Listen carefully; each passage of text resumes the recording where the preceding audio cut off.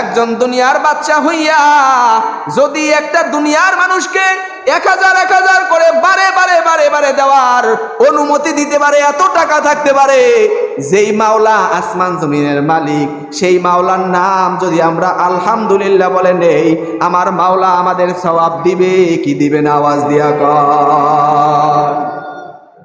আমার মাওলা বলে, বান্দা আমার নিয়ামত পাইয়া শুকরিয়া আদায় কর।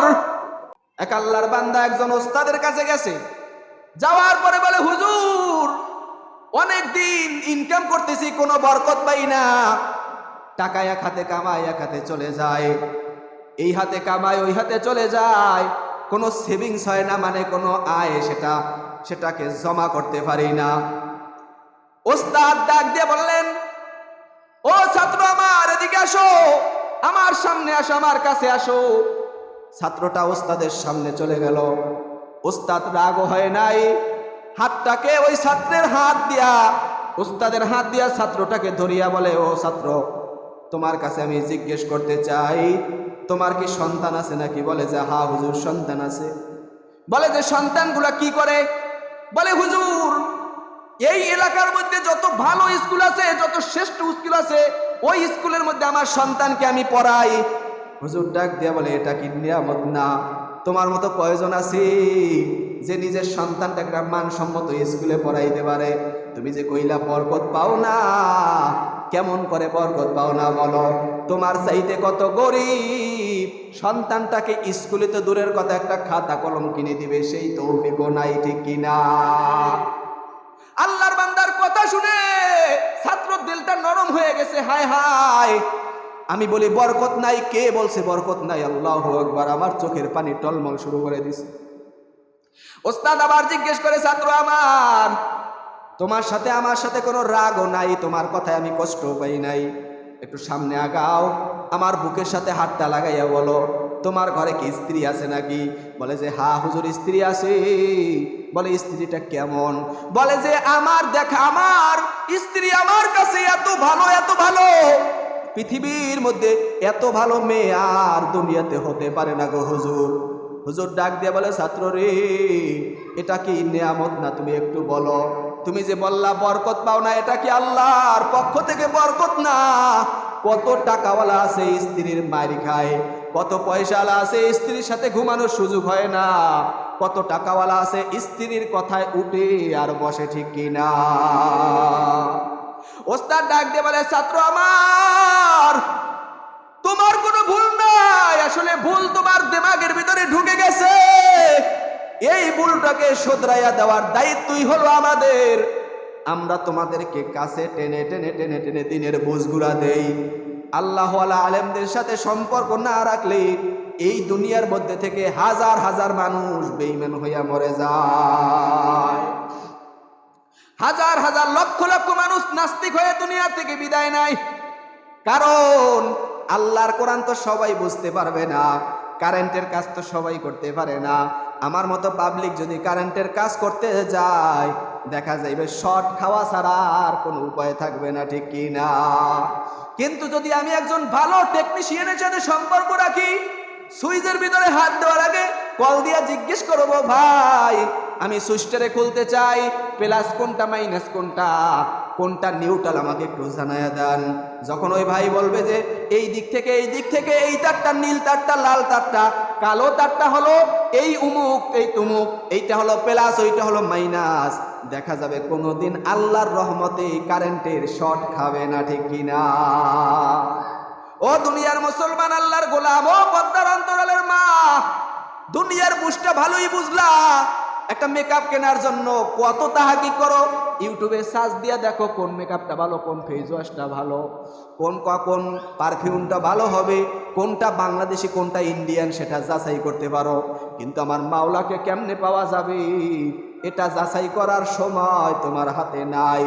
তুমি কি মনে করছো আমার মাওলা কি তোমারে এমনি এমনি বানাইছে? না না না, আমার মাওলা বলে, ওমা খালাকাতুল জিন্না ওয়াল ইনসা ইল্লা লিয়াবুদুন। ও দুনিয়ার মানুষ, আমি তোমাদেরকে আমার ইবাদত করার জন্য বানাইছি। আল্লাহ আমাদের বানাইছে ইবাদত করার জন্য। ইবাদতের সাথে সাথে দুনিয়ার কাজকর্ম করার অনুমতি আছে, কোনো নিষেধাজ্ঞা নাই। কিন্তু বান্দা যদি ইবাদতকে ছেড়ে দিয়ে একমাত্র আল্লাহকে ভুলে গিয়ে দুনিয়ার কামে মশগুল হয়ে যায়, এই বান্দাও অটোমেটিক ক্ষতির মধ্যে চলে যাবে, ঠিক কিনা? মদিনার নবী বলে, ও দুনিয়ার উম্মত, প্রত্যেকটা জিনিসের ময়লা পরিষ্কারের যন্ত্র আছে। প্রত্যেক জিনিস, লোহা পরিষ্কার করবেন কেরোসিন তেল আছে, আবার আপনার আয়না পরিষ্কার করবেন এক ধরনের স্প্রে আছে, আয়নার উপর দিলে আয়নাটা পরিষ্কার হয়ে যায়। মসজিদ পরিষ্কার করবেন, ঝাড়ু আছে, মোছার জন্য একটা সুন্দর ব্যবস্থাও আছে। মদিনার নবী বলেন, ওয়াসিকালাতুল কলবি যিকরুল্লাহ। ও দুনিয়ার মানুষ, যখন একটা সন্তান দুনিয়াতে জন্মগ্রহণ করে, একটা মেয়ে জন্মগ্রহণ করে, একটা ছেলে জন্মগ্রহণ করে, ওই ছেলেটার মেয়েটার অন্তরটা একটা আয়নার মতো পরিষ্কার থাকে। যখন ওই সন্তান আস্তে আস্তে বড় হয়, একটা গুনাহ করে, একটা গালি দেয়, অটোমেটিক অন্তরের ভিতরে একটা কালো দাগ পড়িয়া যায়। অটোমেটিক অন্তরের ভিতরে একটা কালো দাগ পড়িয়া যায়। কালো দাগ পড়তে পড়তে পড়তে পড়তে ওই অন্তরটা একদম এমন নষ্ট হয়ে যায়, আমার মাওলার মোহাব্বত আর ওই কলবের ভিতরে ঢুকে না, আমার আল্লাহর ভালোবাসার ওই কলবের ভিতরে ঢুকে না। মদিনার নবী বলেন, ওই দাগগুলারে যদি পরিষ্কার করতে চাও, তাহলে বেশি বেশি মাওলা পাকের জিকির করো। ওয়াসিকালাতুল কলবি যিকরুল্লাহ বলে, অন্তর পরিষ্কার মাধ্যম হলো, যন্ত্র হলো জিকির। জিকির যত বেশি করবেন, তত বেশি আল্লাহর মোহাব্বত অন্তরে পয়দা হবে। জিকির যত বেশি করবেন, আল্লাহর ভালোবাসা তত অন্তরের ভিতরে আসবে। এই দুনিয়ার মধ্যে যত নেতা কাতা আছে, এই যে দেখেন বাংলাদেশের মধ্যে যে একটা দল ব্যান্ড হয়ে গেল, নষ্ট হয়ে গেল, এই সন্তান যারা এখন জেলের ময়দানে যায়, এরা যে সত্যিকারে এই দল করতে, এটার প্রমাণ কি? জিকির করে। কি জিকির করে? জয় বাংলা, জয় বঙ্গবন্ধু কইয়া জিকির দেয়, মানে বুঝাইতে চায় আমি জয় বাংলাকে বলো ভালোবাসি, জয় বঙ্গবন্ধুকে বলো ভালোবাসি। আমার মাওলা কয়, দুনিয়ার মানুষ যদি একজন জয় বাংলার পাগল হইতে পারে, একজন জয় বঙ্গবন্ধুর পাগল হইতে পারে, যেই বান্দারা সত্যিকারে আল্লাহর আশিক, ওই বান্দারা কাজ করবে, কর্ম করবে, জেলে যাইবে, মাইর খাইবে, সর্বহালতে মাওলা পাকের জিকির চলবে, আর কোনো জিকিরের কথা নাই। আমার আল্লাহর জিকির নিয়ে যদি কোনো বান্দা কবরে যাইতে পারে, ওই বান্দার জন্য কবর একটা জান্নাতের বাগান হয়ে যাবে। চিন্তা করে দেখো না, কবরে কি যাইবা না। চিন্তা করে দেখো না, কবরে কি যাইবা না। যেই কবরে আল্লাহ সারা বন্ধু কেহ থাকবে না, যেই কবরে আল্লাহ সারা বন্ধু কেহ থাকবে না। চিন্তা করে দেখো না, কবরে কি যাইবা না। এ দুনিয়ায় সবই পর, কবর যে তোর আসল ঘর। এ দুনিয়ায় সবই পর, কবর যে তোর আসল ঘর। কেমনে সে তাই থাকিবি পরে, শুধুই মাটির বিছানা। কেমনে সে তাই থাকিবি পরে, শুধুই মাটির বিছানা। চিন্তা করে দেখো না, কবরে কি যাইবা না। চিন্তা করে দেখো না, কবরে কি যাইবা না। এ দুনিয়া সারিয়া কোথায় যাইবা ভাগিয়া। এ দুনিয়া সারিয়া কোথায় যাইবা ভাগিয়া। মরণ তোমায় লইবে ঘিরে, যতই করো বাহানা। মরণ তোমায় লইবে ঘিরে, যতই করো বাহানা। চিন্তা করে দেখো না, কবরে কি যাইবা না। ওই কবরে যদি জিকির নিয়ে যাওয়া যায়, আমার মাওলার মোহাব্বত পাওয়া যাবে। ওই বান্দারা যারা জিকির করতে করতে দুনিয়া থেকে বিদায় নিছে, ওই বান্দাদের এক বান্দা আছে ঘুঘু মুন্সি করিয়া সলমনের মুরিদ আল্লে। এই আল্লাহর বান্দা এত বেশি মাওলা পাকের জিকির করেছে, জিকির করতে করতে করতে করতে মাওলাকে এত খুশি করিয়া ফেলাইছে, ওই গাছের আগায় বসিয়াও নাকি আল্লাহ পাকের জিকির করত। আল্লাহর বান্দা দুনিয়া থেকে বিদায় নিয়ে চলে গেছে, হঠাৎ করে অনেক বছর পর নদী ভাঙ্গনিতে শোনা গেছে ওই কবর ভাঙ্গিয়া গেছে, কিন্তু কবর ভাঙ্গার পর দেখেন লাশটা হুবহু আগের মতোই আছে। কোন সুবহানাল্লাহ। ও দুনিয়ার মুসলমান, এটা কোনো সরকারি চাকরির বরকত না, এটা কোনো টাকাওয়ালার বরকত না, এটা এমবিবিএস পাশের বরকত না, এটা ইঞ্জিনিয়ারিং পাশের বরকত না, এটা কোনো এমপি মন্ত্রীর বরকত না, এটা হলো আমার মাওলা পাকের জিকিরের বরকত। ঠিক কিনা? ও আল্লাহর বান্দারা, একটু বেশি বেশি জিকির করিয়া দেখেন, দেখেন অন্তরের ভিতরে মজা লাগে কি লাগে না। আমার মাওলার জিকির যত বেশি করবেন তত বেশি আমার মাওলার মজা পাওয়া যাবে। এ দুনিয়ার মুসলমান, আল্লাহর গোলাম, এই জমিনের ভিতরে তো 2 লক্ষ 2.5 লক্ষ পয়গম্বর দুনিয়ার ভিতরে আসছে। একজন পয়গম্বর হলো হযরতে আইয়ুব আলাইহিস সালাতু ওয়াস সালাম। এই আল্লাহর বান্দা এত বেশি জিকিরে মজা পাইছে, শরীরটারে আল্লাহ একদম পোকা দিয়া ভরিয়া দিছে। মাওলার দরবারে হাত দুইটা উঠাইয়া কান্দে আর বলে, আমার মাওলা, আমার শরীরের ভিতরে আরো পোকা দেন, আরো পোকা দেন, আরো পোকা দেন। আমি আপনার কাছে কোনো অভিযোগ জানাইব না। ও আমার মাওলা, আমার জিহ্বাটার মধ্যে পোকা দিয়েন না, কারণ আমার এই জিহ্বা দ্বারা আমি আপনার জিকির করব। আপনার জিকিরে এত মজা, আমার পোকা কামড় দেয়, আমি আলাপ পাই না। আমার পোকা আমার নারী বুড়ি খাইয়া নষ্ট করিয়া ফেলায়, আমি আলাপ পাই না। আমার কপালটারে চেহারাটারে নষ্ট করিয়া ফেলাইছে, আমি আলাপ পাই না।